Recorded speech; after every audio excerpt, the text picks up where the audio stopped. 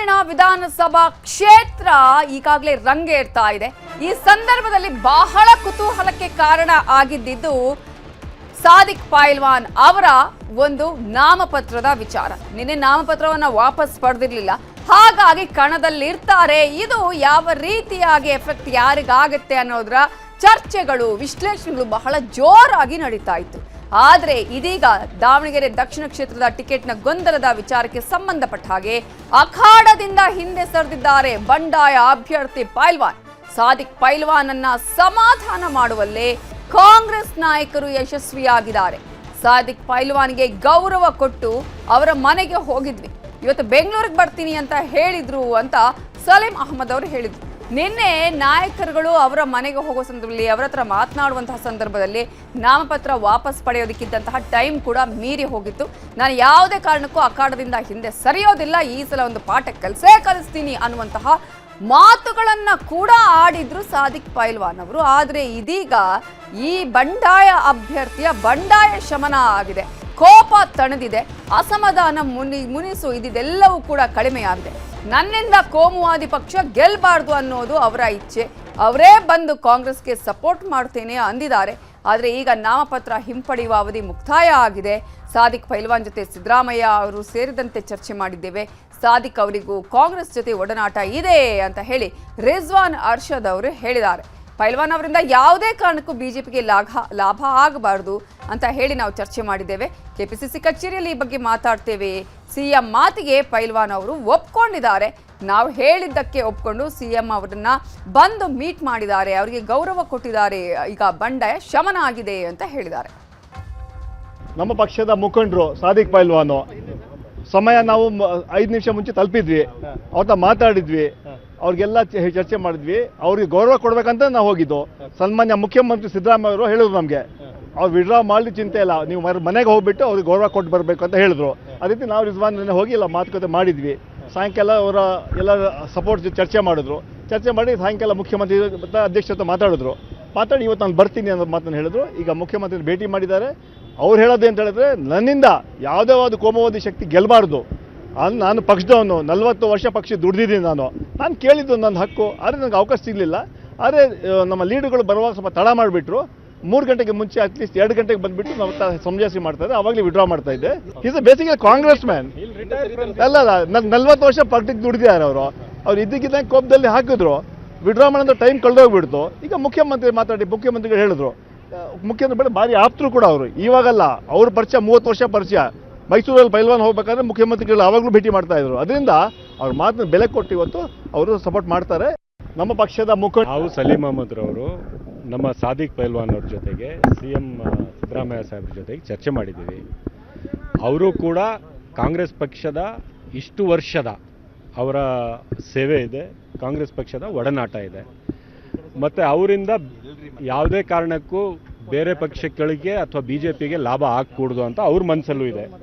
ಚರ್ಚೆ ಮಾಡಿದ್ದೀವಿ. 4 ಗಂಟೆಗೆ ಅಲ್ಲೇ KPCC ಆಫೀಸಲ್ಲಿ ಅಲ್ಲೇ ಬರ್ತಾರೆ.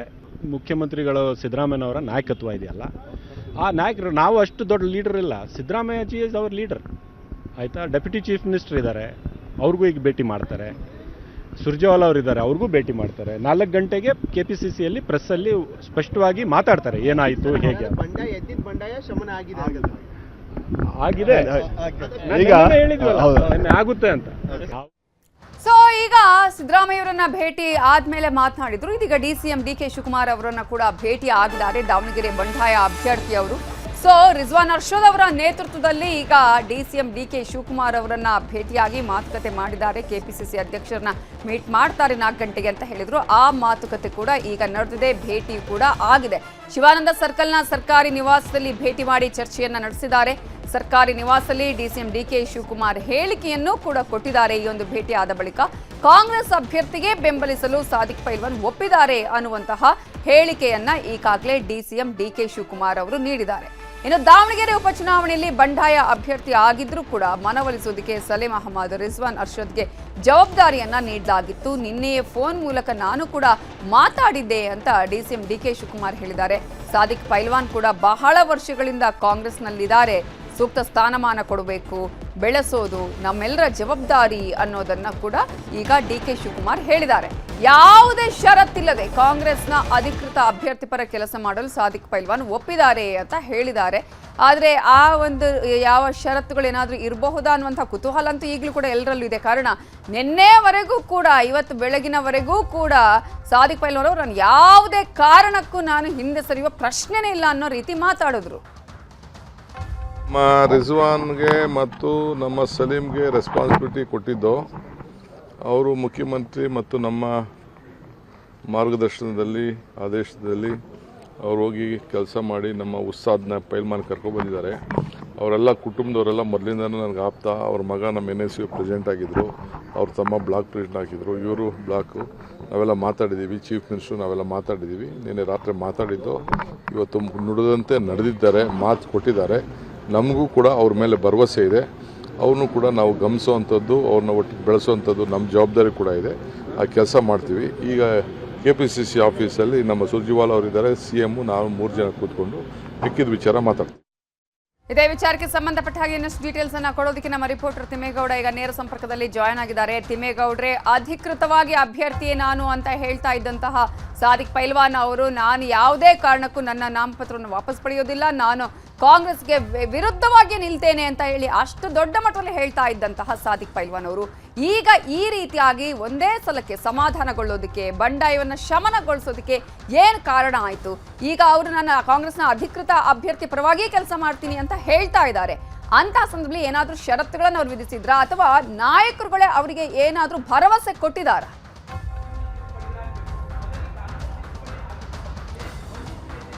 ಬಂಡಾಯ ಅಭ್ಯರ್ಥಿ ಸಾದಿಕ್ ಪೈಲ್ವಾನ್ ಅವರು ಕೂಡ ಒಂದಷ್ಟು ಬೇಡಿಕೆಗಳನ್ನ ಮುಂದಿಟ್ಟಿದ್ದಾರೆ. ಮತ್ತೊಂದು ಕಡೆಯಾಗಿ ರಾಜ್ಯ ನಾಯಕರು CM ಸಿದ್ದರಾಮಯ್ಯ ಸೇರಿದಂತೆ ಕೆಲ ನಾಯಕರುಗಳು ಕೂಡ ಭರವಸೆಯನ್ನು ಕೊಟ್ಟಿದ್ದಾರೆ. ಎರಡೂ ಕೂಡ ಇಲ್ಲಿ ವರ್ಕೌಟ್ ಆಗಿರುವಂಥದ್ದು.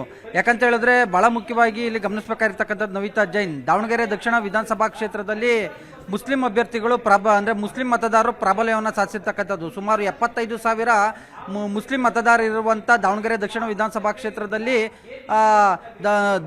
ಏನು ಮುಸ್ಲಿಂ ಅಭ್ಯರ್ಥಿಗೆ ಟಿಕೆಟನ್ನು ಕೊಡಬೇಕು ಅನ್ನುವಂಥ ನಿಟ್ಟಿನಲ್ಲಿ ಬಿಗಿಪಟ್ಟನ್ನು ಹಿಡಿಯಲಾಗಿತ್ತು.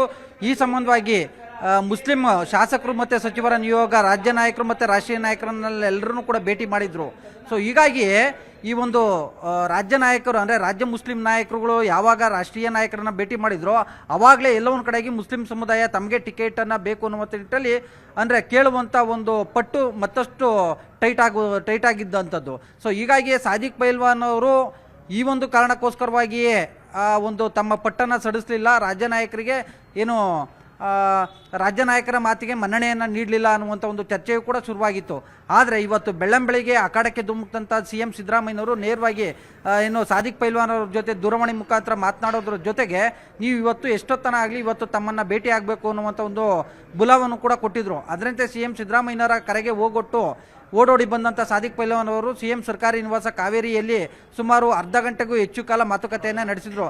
ಸಾದಿಕ್ ಪೈಲ್ವಾನ್ ಅವ್ರಿಗೆ ಏನು ಶಿವಾಜಿನಗರ ಶಾಸಕರಾಗಿರ್ತಕ್ಕಂಥ ರಿಜ್ವಾನ್ ಅರ್ಷದ್ ಮತ್ತು MLC ವಿಧಾನ ಪರಿಷತ್ ಮುಖ್ಯ ಸಚೇತಕ ಸಲೀಂ ಅಹಮದ್ ಸೇರಿದಂತೆ ಕೆಲ ಮುಸ್ಲಿಂ ನಾಯಕರು ಸಾಥ್ ಕೊಟ್ಟಿರುವಂಥದ್ದು. ಯಾಕಂತ ಹೇಳಿದ್ರೆ ಇಲ್ಲಿ ಇನ್ನೂ ಒಂದು ಗಮನಾರ್ಹವಾದಂಥ ಒಂದು ವಿಚಾರ ಏನು ಅಂದರೆ ನವಿತಾ ಜೈನ್, ಏನು ಸಾದಿಕ್ ಪೈಲ್ವಾನ್ ಅವರ ಹಿಂದೆ ಜಮೀರ್ ಅಹಮದ್ ಅವರು ಇದ್ದಾರೆ ಅನ್ನುವಂಥ ಒಂದು ಚರ್ಚೆಯೂ ಕೂಡ ಕೇಳಿಬಂದಿತ್ತು. ಅಂಥದ್ದೊಂದು ಗುಸುಗುಸು ಆರೋಪವೂ ಕೂಡ ಕೇಳಿಬಂದಿತ್ತು.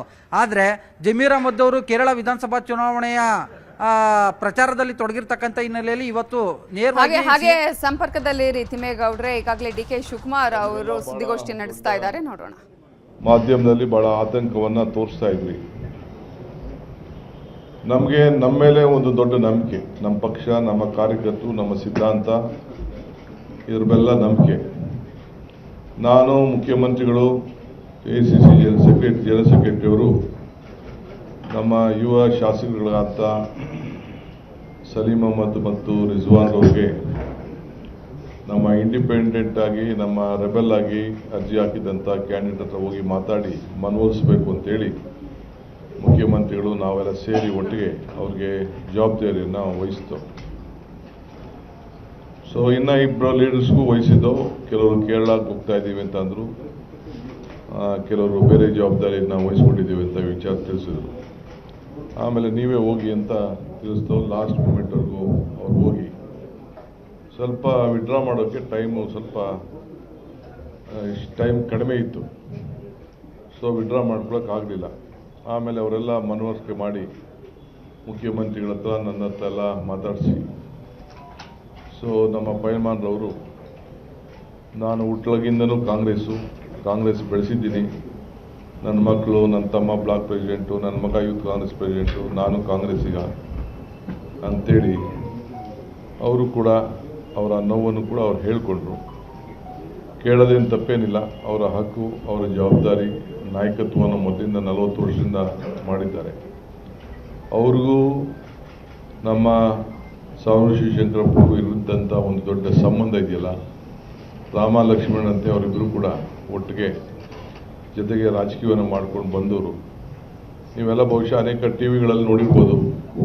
ಮಲ್ಲಿಕಾರ್ಜುನ್ ಮತ್ತು ಇವರಿಬ್ಬರು ಪೈಲ್ವಾನ್ರಿಬ್ಬರು ಪ್ರೆಸ್ ಕಾನ್ಫರೆನ್ಸಲ್ಲಿ ಒಂದೊಂದು ಕಡೆ ಇದ್ದಾಗ ಕೂಡ ಅವ್ರು ಇವ್ರಿಗೆ ಎಷ್ಟು ಗೌರವ ಕೊಡ್ತಿದ್ದು, ಇವ್ರು ಅವ್ರಿಗೆ ಎಷ್ಟು ಗೌರವ ಕೊಡ್ತಿದ್ರು, ಆ ಬಾಂಧವ್ಯ ಬಹುಶಃ ಅರ್ಥ ಆಗ್ತದೆ. ಸೊ ಅವ್ರ ಕರಳು ಕೂಡ ನನ್ನಿಂದ ಏನು ತಪ್ಪಾಗಬಾರ್ದು ಪಕ್ಷಕ್ಕೆ ಅನ್ನೋ ದೃಷ್ಟಿಯಿಂದ ತಕ್ಷಣ ನಮ್ಮ ನಾಯಕರುಗಳು ಇಬ್ಬರೂ ಹೋಗಿ ಮಾತುಕತೆ ಮಾಡಿದ್ಮೇಲೆ ತಕ್ಷಣ ಇದ್ಕೊಂಡು ರಾತ್ರಿನೇ ಅವ್ರ ಜೊತೆ ಬೆಳಗ್ಗೆನೇ ನಾನು ಬರ್ತೀನಿ, ನಮ್ಮೆಲ್ಲ ಕಾರ್ಯಕರ್ತರ ನಮ್ಮ ಧರ್ಮದ ಮುಖಂಡಗಳ ಹತ್ರ ಮಾತಾಡಿ ತಿಳಿಸಿ ನಾನು ಬರ್ತೇನೆ ಅಂಥೇಳಿ ನಮಗೆ ಮಾತು ಕೊಟ್ಟು, ನಿನ್ನೆ ಕ್ಯಾಬಿನೆಟ್ ಆದಮೇಲೂ ಕೂಡ ನಾವೆಲ್ಲ ಕ್ಯಾಬಿನೆಟ್ ಮಿನಿಸ್ಟರ್ಸ್ ಕೂಡ ಒಂದು 10-15 ಜನ ಕೂತ್ಕೊಂಡು ವ್ಯಾಪಕವಾದಂಥ ಚುನಾವಣೆಯ ಚರ್ಚೆ ಕೂಡ ನಾವು ಮಾಡಾದ್ಮೇಲೆ ಅವ್ರ ಹತ್ರನೂ ಕೂಡ ನಾವು ಮಾತಾಡಾದ್ಮೇಲೆ ಅವರು ಮಾತಿನಂತೆ ನಾನು ಏನು ಮಾತು ಕೊಟ್ಟಿದ್ದೀನಿ ಆ ಮಾತು ಪ್ರಕಾರ ಟೈಮ್ಗೆ ನಾನು 11-12 ಗಂಟೆಗೆ ಬೆಂಗಳೂರು ತಲುಪ್ತೇನೆ ಅಂತೇಳಿ ಮಾತು ಕೊಟ್ಟು ಅವರೆಲ್ಲ ನಾಯಕರುಗಳನ್ನ ಕರ್ಕೊಂಡು ಇವತ್ತು ಬಂದು ಮುಖ್ಯಮಂತ್ರಿಗಳನ್ನು, ನನ್ನ ಬಂದು ಮತ್ತು ಸುರ್ಜೇವಾಲಾ ಸಾಹೇಬ್ರನ್ನ ಭೇಟಿ ಮಾಡಿ, ನಾನು ಈ ಪಕ್ಷನ ಉಳಿಸ್ಕೊಳ್ತೇನೆ, ಪಕ್ಷನ ಗೆಲ್ಲಿಸ್ತೇವೆ, ಎಲ್ಲರ ಜವಾಬ್ದಾರಿ ನಾವು ತೆಗೆದುಕೊಳ್ತೇವೆ, ಪಕ್ಷ ನಮ್ಗೆ ಇಂಪಾರ್ಟೆಂಟು, ದೇಶಕ್ಕೆ ಒಂದು ದೊಡ್ಡ ಸಂದೇಶ ಹೋಗಬೇಕು ಅನ್ನೋ ತೀರ್ಮಾನ ಮಾಡಿ ಇವತ್ತು ನಮ್ಮ ಪಕ್ಷಕ್ಕೆ ನಾನು ದ್ರೋಹ ಮಾಡೋದಿಲ್ಲ, ನಾನೊಬ್ಬ ಕಾಂಗ್ರೆಸ್ಸಿಗನಾಗಿರ್ತೇನೆ ಅನ್ನೋದನ್ನು ಅವರು ನಮಗೆ ತಿಳಿಸಿ ಇವತ್ತು ನಿಮ್ಮ ಮುಂದೆ, ನಿಮ್ಮ ಕಣ್ಣುಗಳಿಗೆ, ನಿಮ್ಮ ಕ್ಯಾಮ್ರಾಗೆ ಎಲ್ಲ ಕೂಡ ಇವತ್ತು ಸಾಕ್ಷಿಯಾಗಿದ್ದಾರೆ. ಸೊ ಇಡೀ ರಾಜ್ಯದ ಕಾಂಗ್ರೆಸ್ ಪಕ್ಷ, ಮುಖ್ಯಮಂತ್ರಿ, ನಾನು ಮತ್ತು ಎಲ್ಲ ನಮ್ಮ ಮುಖಂಡಗಳು, ನಮ್ಮ ಸಾದಿಕ್ ಪೈಲ್ವಾನ್ರಿಗೆ, ಕಾಂಗ್ರೆಸ್ ಪಕ್ಷ, ಮುಖ್ಯಮಂತ್ರಿ, ನಾನು ಮತ್ತು ಎಲ್ಲ ನಮ್ಮ ಮುಖಂಡಗಳು, ನಮ್ಮ ಸಾದಿಕ್ ಪೈಲ್ವಾನ್ರಿಗೆ ನಾನು ಅಭಿನಂದಿಸ್ತೇನೆ. ಪಕ್ಷ ಅವ್ರ ಜೊತೆ ಯಾವಾಗಲೂ ಕೂಡ ಈ ಒಂದು ನಿಯತ್ತು, ಶಿಸ್ತು, ಆ ಹೋರಾಟ, ತ್ಯಾಗ ಇದಕ್ಕೆಲ್ಲ ಕೂಡ ಅವ್ರಿಗೆ ಗೌರವವನ್ನು ಸಲ್ಲಿಸ್ತದೆ. ಸೊ ಆ ಕೆಲಸ ಕೂಡ ನಾನು ಮುಖ್ಯಮಂತ್ರಿಗಳು ಕೂಡ ಈ ಬಗ್ಗೆ ವ್ಯಾಪಕವಾಗಿ ಚರ್ಚೆ ಮಾಡಿದ್ದೇವೆ. ಸೊ ಅವ್ರಿಗೆ ನಾನು ತುಂಬ ಹೃದಯದ ಅಭಿನಂದನೆಯನ್ನು ಸಲ್ಲಿಸ್ತೇನೆ. ಅವ್ರಿಗೇನು ನಾನೇನು ಹೊಸದಾಗಿ ಶಾಲಾ ಕೊಟ್ಟು ಕರ್ಕೊಳ್ಳೋಂಥ ಅವಶ್ಯಕತೆ ಇಲ್ಲ. ಅವರ ಎದೆಯಲ್ಲಿ, ಹೃದಯದಲ್ಲಿ, ಅವರ ಹೃದಯದಲ್ಲಿ ಎಲ್ಲ ಕೂಡ ಪಕ್ಷ ನಿಮ್ಮ ಕಣ್ಣೆದುರುಗಡೆ ಕಾಣ್ತಾ ಇದೆ. ಆದ್ದರಿಂದ ನಾನು ಪಕ್ಷ, ಮುಖ್ಯಮಂತ್ರಿ ಪರವಾಗಿ ಮತ್ತು ACC ಪರವಾಗಿ ನಾನು ಅವರಿಗೆ ತುಂಬ ಹೃದಯದ ಅಭಿನಂದನೆಯನ್ನು ಸಲ್ಲಿಸಲಿಕ್ಕೆ ನಾನು ಬಯಸ್ತೇನೆ. ಸಾಹೇಬ್ರೆ,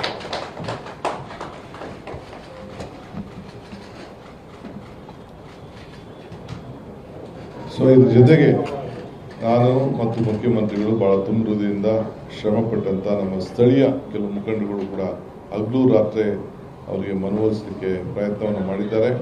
ಅವರು ಕೂಡ ಈ ಸಂದರ್ಭದಲ್ಲಿ ನಾನು ಅಭಿನಂದಿಸ್ತೇನೆ, ಕೃತಜ್ಞತೆ ಸಲ್ಲಿಸಲಿಕ್ಕೆ ಬಯಸ್ತೇನೆ. ಜೊತೆಗೆ ನಮ್ಮ ರಿಜ್ವಾನ್ರವರು ಮತ್ತು ನಮ್ಮ ಸಲೀಮ್ರವರು, ಅವರು ಕೂಡ ಮುಖ್ಯಮಂತ್ರಿಗಳ ಮಾರ್ಗದರ್ಶನದಂತೆ ಅವರು ಹೋಗಿ ನಾವು ಕೊಟ್ಟಂಥ ಜವಾಬ್ದಾರಿಯನ್ನು ಬಹಳ ಉತ್ತಮವಾಗಿ ಅವರು ನಿರ್ವಹಿಸಿದ್ದಾರೆ. ಅವರು ಕೂಡ ನಾನು ಅಭಿನಂದಿಸುವಂಥ ಕೆಲಸ ಪಕ್ಷ ಅವರು ಕೂಡ ಮಾಡ್ತಾರೆ ಅನ್ನೋ ಮಾತನ್ನು ಈ ಸಂದರ್ಭ ಹೇಳಲಿಕ್ಕೆ ಬಯಸ್ತೇನೆ. ಈ ಮುಂದಕ್ಕೆ ನಮ್ಮ ದೇಶದ ವಿಚಾರದಲ್ಲಿ ನಮ್ಮ ಸುರ್ಜೇವಾಲಾ ಸಾಹೇಬರು ನಿಮ್ಮನ್ನು ಉದ್ದೇಶಿಸಿ ಮಾತಾಡಬೇಕು ಅಂತೇಳಿ ನಾವು ಕೂಡ ಈ ರಾಜ್ಯ ದೇಶದಲ್ಲಿ ಆಗ್ತಾ ಇರೋಂಥ ಒಂದು ದೊಡ್ಡ ಇವ್ರು ಮಾತಾಡ್ತಾರೆ. ತಾಳಪ್ಪ ಮಾತಾಡ್ತಾರೆ. ಒಂದು ನಿಮಿಷ, ನಮ್ಮ ಸಾದಿಕ್ ಅವರು ಮಾತಾಡ್ತಾರೆ. 2 ನಿಮಿಷ ಮಾತಾಡ್ತಾರೆ.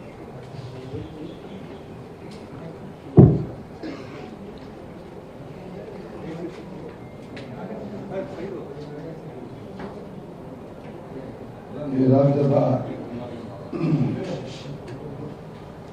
ಮುಖ್ಯಮಂತ್ರಿ ಸಿದ್ದರಾಮಯ್ಯವರೇ, DK ಶಿವಕುಮಾರ್ ಅವರೇ, ಸುರ್ಜೇವಾಲಾಜಿಯವರೇ, ಸಲೀಂ ಮೊಹಮ್ಮದ್ ಅವರೇ, ರಿಜಾನ್ ವರ್ಷದ್ ಅವರೇ,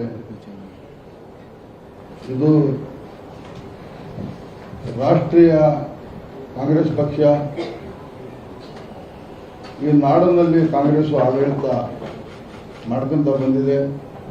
ನಮಗೆ ಎಲ್ಲರಿಗೂ ಗೊತ್ತಿರುವಂಥ ವಿಷಯ. ಒಂದು ಮನೆಯಲ್ಲಿ ಅಣ್ಣ ತಮ್ಮಂದರಲ್ಲಿ ಹೊಡೆದು ಬಂದರೆ ಹಿರಿಯರು ಯಾರೋ ಒಬ್ಬರು ಸಮಜಾಯಿಸ್ತಾರೆ. ಹೊಡೆದು ಬಂದದ್ದು ನಮ್ಮನ್ನು ಹಿರಿಯರು, ನಮ್ಮ ಮನೆಯವರು, ಕುಟುಂಬದರ ಅನ್ನಂಗೆ ನನಗೆ ಕರೆದು ಸಮಜಾಯಿಸಿ ನಾನು ಪುನಃ ಆ ಮನೆಗೆ ಮತ್ತೆ ಮರಳಿ ಬಂದಿದ್ದೇನೆ.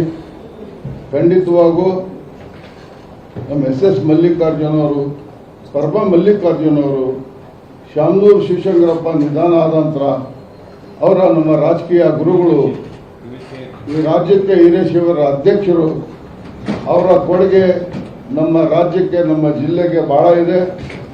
ಅವರ ಅನುಕಂಪ ಊರು ದೃಷ್ಟಿಲಿ ಒಳ್ಳೆ ಕೆಲಸಗಳು ಆಗಬೇಕು, ಜನಗಳು ಆರೋಗ್ಯದಿಂದ ಇರಬೇಕು ಅಂತಕ್ಕದ್ದು ಅವ್ರದ್ದು ಕನಸು. ಆದರೆ ಈಗ ನಮ್ಮ SS ಮಲ್ಲಿಕಾರ್ಜುನ್ ಮಗನಿಗೆ ಕಾಂಗ್ರೆಸ್ ಪಕ್ಷದಿಂದ ಟಿಕೆಟ್ ಸಿಕ್ಕಿದೆ. ಖಂಡಿತವಾಗೂ ಅಲ್ಪಸಂಖ್ಯಾತರು, ಆಯ್ದ ವರ್ಗದ ಜನ, ಎಲ್ಲ ಧರ್ಮದ ಜನ ಅವರಿಗೆ ಭುಜಕ್ಕೆ ಭುಜ ಹಚ್ಚಿ ಅಂತರ ಮತದಿಂದ 9ನೇ ತಾರೀಕಿಗೆ ನಾವು ಮತ ನೀಡಿ ನಾವು ವಿಧಾನಸಭೆಗೆ ಅವರಿಗೆ ಕಳಿಸ್ಕೊಡ್ತೀವಿ ಅಂತೇಳಿ ತಮ್ಮ ಮೂಲಕ, ಮಾಧ್ಯಮಗಳ ಮೂಲಕ ಹೇಳಕ್ಕೆ ನಾನು ಇಷ್ಟಪಡ್ತೀನಿ. Thank you. ಆಮೇಲೆ ಇದನ್ನ ಹೇಳು, ನಾನು ರಿಟೈರ್ ಆಗ್ತಾ ಇದ್ದೀನಿ. ಎಲೆಕ್ಷನ್ನಿಂದ ಸ್ಪರ್ಧೆಯಿಂದ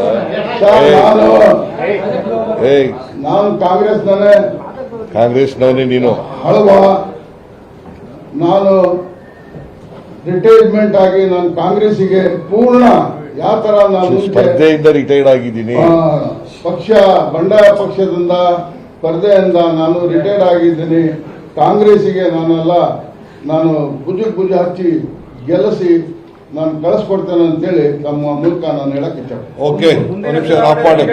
ಈಗ ನೋ ಕಂಡೀಷನ್ ಅವೆಲ್ಲ ಏನಿಲ್ಲ, ಬೇರೆ ಏನು ಚರ್ಚೆ ಇಲ್ಲ, ಯಾವ ಕಂಡೀಷನ್ ಇಲ್ಲ. ಅವ್ರು ರಿಟೈರ್ಡ್ ಆಗಿದ್ದಾರೆ. ಮಿಕ್ಕಿದ ಬೇರೆ ವಿಚಾರ ಮಾತಾಡ್ತೀವಿ. ಎಲ್ಲರಿಗೂ ನಮಸ್ಕಾರ. ಮಿಕ್ಕಿದವರೆಲ್ಲ ಹೊರಡಿ, ಬೇರೆ ವಿಚಾರ ಮಾತಾಡ್ತೀನಿ. ಅವರು ಟಿಕೆಟ್ ಕೇಳಿದ್ರು. ಈಗ ಅವರು ಟಿಕೆಟ್ ಕೇಳಿದ್ರು. ಪೈಲ್ವಾನ್ ಸಾದಿಕ್ ಅವರು ಕೂಡ ಟಿಕೆಟ್ ಕೇಳಿದ್ರು, ಅರ್ಜಿ ಹಾಕಿದ್ರು.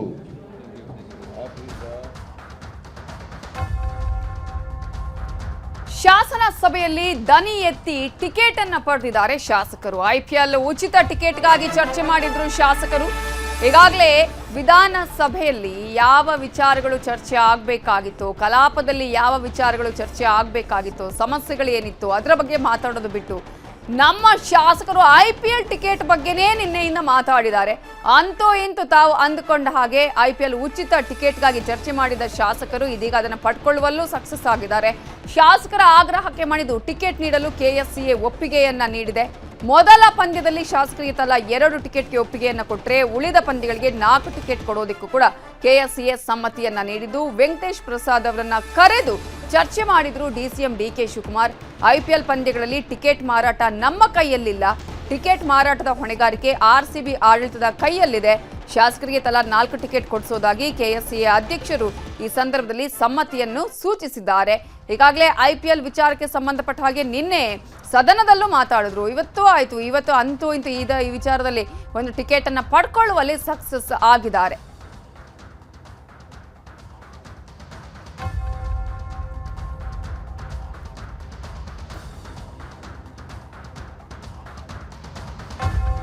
ಚಿನ್ನಸ್ವಾಮಿ ಸ್ಟೇಡಿಯಂನಲ್ಲಿ IPL ಪಂದ್ಯಕ್ಕೆ ಒಂದೇ ದಿನ ಬಾಕಿ. RCB ಮತ್ತು ಸನ್ರೈಸರ್ಸ್ ಹೈದರಾಬಾದ್ ನಡುವೆ ಹಣಾಹಣಿ ನಡೆದಿದ್ದು ಯಾವುದೇ ಅನಾಹುತ ಆಗದ ಹಾಗೆ ಸ್ಟೇಡಿಯಂಗೆ ಖಾಕಿ ಸರ್ಪಗಾವಲನ್ನ ಹಾಕಲಾಗಿದೆ. ಪಂದ್ಯದ ಟಿಕೆಟ್ ಇದ್ರೆ ಮಾತ್ರ ಬರಬೇಕು, ಇಲ್ದಿದ್ರೆ ಮನೆಯಲ್ಲೇ ಇರಿ ಅಂತ ಹೇಳಿ ಪೊಲೀಸ್ ಕಮಿಷನರ್ ಸೀಮಂತ್ ಕುಮಾರ್ ಸಿಂಗ್ ಹೇಳಿಕೆಯನ್ನ ಕೊಟ್ಟಿದ್ದಾರೆ.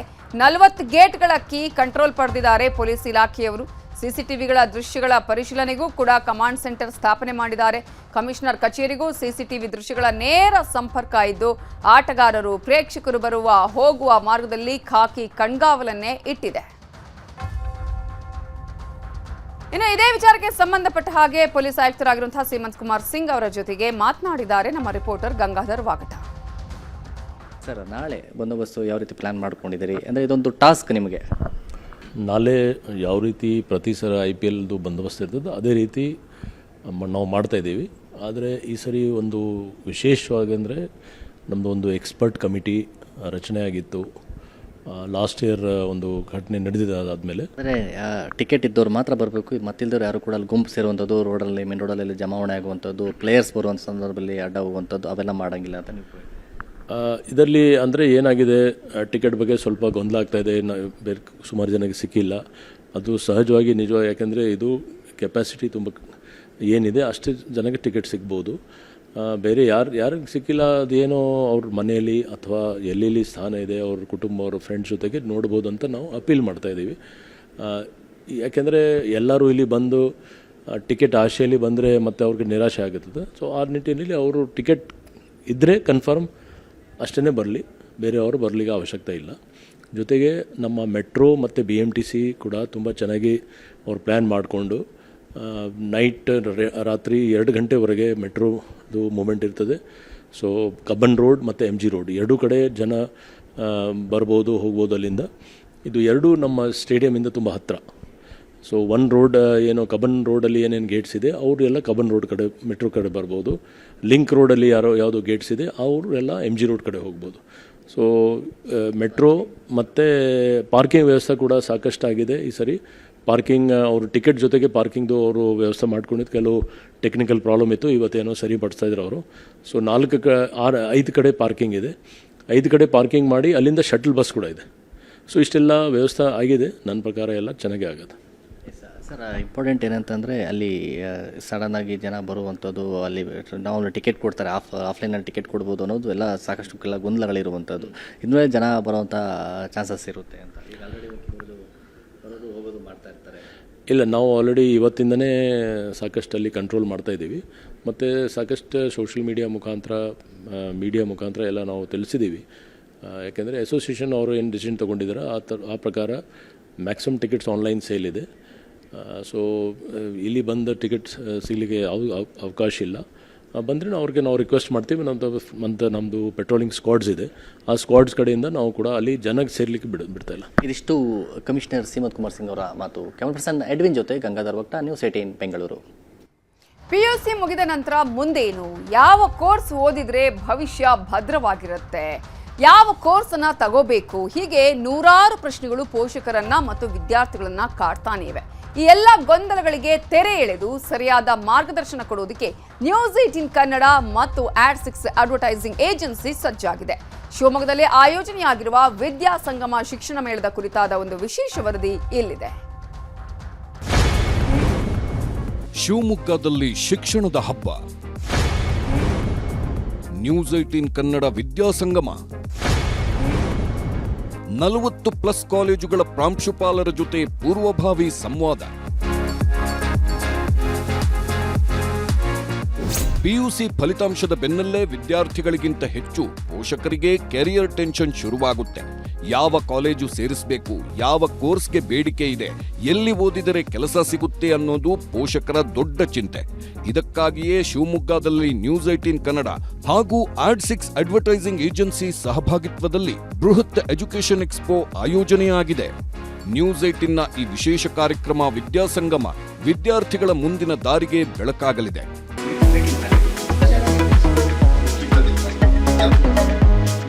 ಕಾರ್ಯಕ್ರಮಕ್ಕೂ ಮುನ್ನ ಶಿವಮೊಗ್ಗದ ರಾಯಲ್ ಆರ್ಕಿಡ್ನಲ್ಲಿ ಪೂರ್ವಭಾವಿ ಸಂವಾದ ನಡೆಯಿತು. ನೆಟ್ವರ್ಕ್ 18 ಸೌತ್ನ group editorial advisor DP Satish, ಪದವಿ ಪೂರ್ವ ಕಾಲೇಜು ಉಪನಿರ್ದೇಶಕ ಚಂದ್ರಪ್ಪ ಗುಂಡಪಲ್ಲಿ ಹಾಗೂ news 18 sales south general manager Basavaraj ಭಾಗಿಯಾಗಿ ಮಹತ್ವದ ಚರ್ಚೆ ನಡೆಸಿದ್ರು. ಜಿಲ್ಲೆಯ 40ಕ್ಕೂ ಹೆಚ್ಚು ಪ್ರತಿಷ್ಠಿತ ಕಾಲೇಜುಗಳ ಪ್ರಾಂಶುಪಾಲರು ಈ ಸಮಾಲೋಚನೆಯಲ್ಲಿ ಪಾಲ್ಗೊಂಡು ಕಾರ್ಯಕ್ರಮದ ರೂಪುರೇಷೆ ಸಿದ್ಧಪಡಿಸಿದ್ರು. ಮಕ್ಕಳಿಗೆ ಅನುಕೂಲ ಆದರೆ ಒಳ್ಳೆಯದು. ಮತ್ತೆ we will keep it in mind that we have to save your face and your reputation also. ಯಾಕೆಂದ್ರೆ ನಮ್ಮ ಮಾತು ಕೇಳಿ ಯಾರು ಮಕ್ಕಳು ಬರೋದು, ನಿಮ್ಮ ಮಾತು ಕೇಳಿ ಬಂದಿರ್ತಾರೆ. ನಾಳೆ ground level you are answerable to them. ಆದ್ರಿಂದ will keep that in mind. ಯಾಕಂದ್ರೆ ಮಕ್ಕಳು ಪ್ರತಿ ವರ್ಷ ಬಂದು ಹೋಗ್ತಾರೆ. ನೀವು you will remain and we will remain. Next year ನಿಮ್ಮನ್ನು ನಾವು ಭೇಟಿ ಆಗ್ಬೇಕು.